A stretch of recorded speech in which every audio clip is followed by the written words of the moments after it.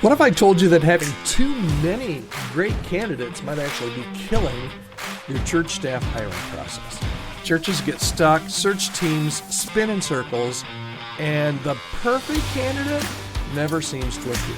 Does that ever sound familiar? We're going to talk about that today, and we're going to talk specifically about how maybe fewer choices and clearer criteria might be the one thing that unlocks your next great hire.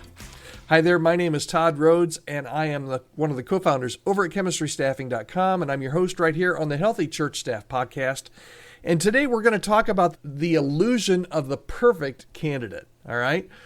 Spoiler alert, there is no such thing as a perfect candidate, okay? But we'll get there in a second. The reality is we all want to get hiring right, okay? But here's the truth. The perfect candidate doesn't exist.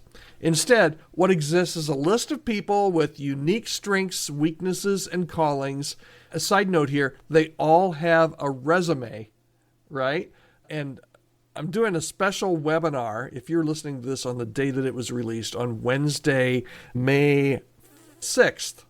Wednesday, May 7th. If you're listening on Wednesday, okay?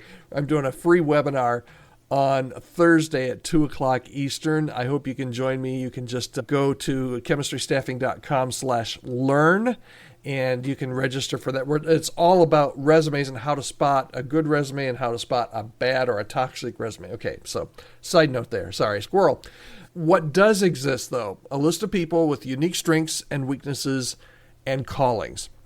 And sometimes the more options that you have, the more likely you are to delay decisions, waiting for somebody who checks every single box and ends up checking out of your process instead. We have a lot of the churches that we work with that say, hey, I need more candidates to compare with each other. And our answer almost always, and we tell this to most of our churches, all of our churches really, before we even start a search, is that if you are crystal clear on what you're looking for, the type of person, the job description, the experience that you're looking for, when you see that candidate, you're going to know. You won't need to do a lot of comparing and contrasting. Anyway, ask your team, are we hiring for perfection or are we hiring for purpose? That's a really important distinction there, okay? There's actually psychology that kind of backs this up, okay? Studies have shown that too many choices lead to what they call decision paralysis, okay? So when you're faced with 20 candidates, your brain shifts from making progress to managing all of that complexity. Barry Schwartz is the person that coined the phrase, the paradox of choice, and he says it best, I think. More isn't always better. Sometimes it's worse. Okay, so churches that hire 10 plus candidates for every role often end up exhausted, confused, or worse, settling on a candidate. Even though they looked at more candidates, they end up settling on one, feeling that they're still missing out, right? But churches that commit to clear filters on the front end and a shorter, more focused list, a lot of times they will hire with clarity and conviction and much faster and much easier, actually. So how do you do this? Here's three words I use quite often with churches and with candidates, both sides of the fence, right? Three words. Trust the process, okay? If you're hiring, trust the process, not just the resume. When you've done the work of identifying your culture, of your theology, and your must-haves, you can trust the process is going to bring the right people forward. This means saying no to maybe candidates early on, and yes to a few strong fits because you're being very intentional. So if you're trying to keep 8 to 10 candidates alive in your process, just in case one doesn't work out, or we don't see it often with churches that have 8 to 10 that they want to keep hanging on by a thread. We see it with 1 or 2 candidates that's, boy, we really like this person, but these 2 people, if this person doesn't work out, don't do that. That's not a strategy, okay? Honestly, in many cases, that's fear. And it leads to burnout for both your team and for the candidates because there's not really a good way to communicate to a candidate without letting them know that they're not your first choice, okay? So clarity is going to bring confidence. Clarity will bring confidence. And churches who get clear on their criteria early, and as far as I'm concerned, early means before you even start the search. But if you can get clear on your criteria early, you will move faster and you'll make better decisions. So what kind of clarity do you need? First of all, who are we as a church? Secondly, what kind of leader do we actually need? Not what kind of leader do we want, but what kind of leader do we actually need in this season? And then finally, what does fit really mean in our context? Now, when your team can answer these questions, it becomes easier to recognize the right person, even if they don't have the flashiest resume.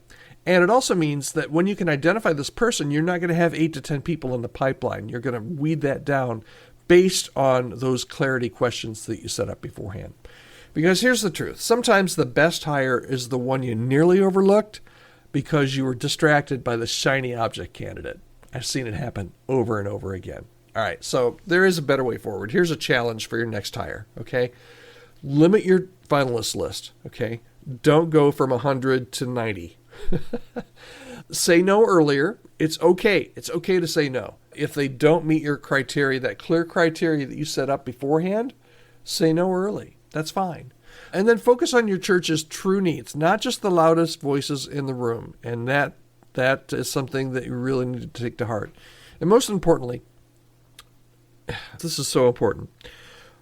Most importantly, trust that if God is indeed in this process, you don't need 20 options. You don't need 10 options, right? What you need is discernment, prayer, and the courage to move forward with the right one. All right, so hiring doesn't have to be overwhelming. When you simplify and you clarify, that's where confident decisions are made. I hope this helped you today. So many times we think more is better, and particularly when it comes to hiring, more is not always better. Quality is better. Having clarity on what you're looking to hire and what your church really needs, not wants, but needs, is incredibly key, and it will be guiding you through your search. That's what we help churches do every day here at Chemistry Staffing. And if there's a way that I can help you or someone on our team can help you or your church through hiring a new staff member or really anything to do with church staffing or building a healthy church staff team or culture, reach out to me. I'd love to hear your story and where you're at and how we might be able to help. Reach out to me anytime, podcast@chemistrystaffing.com. I read each and every email, and I will get back to you as soon as I can. And if you're feeling stuck, let's talk. We can hop on a Zoom call for 30 minutes. Happy to help you. Again, podcast@chemistrystaffing.com. All right, thanks so much for joining me today. We will be right back here tomorrow on the Healthy Church Staff Podcast. Hope you're having a great week.